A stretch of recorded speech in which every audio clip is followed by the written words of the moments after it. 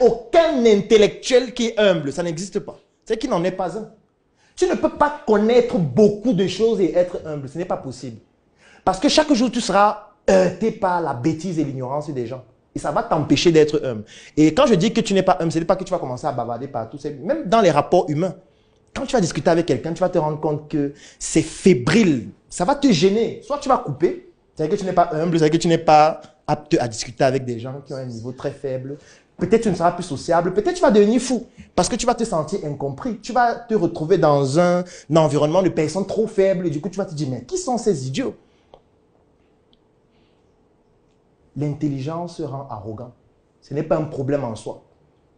Parce que toutes les choses impressionnantes sont arrogantes aussi de par leur expression. Quand tu viens devant l'immeuble de la BEAC à Yaoundé, quand tu te places devant l'immeuble, l'immeuble est arrogant. Oui, c'est arrogant cet immeuble. Tu te dis, merde, c'est pas possible. Qui sont ces gens même qui ont construit cet immeuble? C'est arrogant. Quand tu vas devant l'immeuble de la CAA, tu dis, waouh, ça c'est un immeuble qui est arrogant. L'immeuble parle. Mais il y a certains immeubles. Quand tu te places devant, tu dis, mais on n'a pas encore détruit l'immeuble. Comment l'immeuble s'y fait encore pour être là? Tu vois que l'immeuble transmet la pauvreté, la pitié. Ça donne l'envie de s'en débarrasser.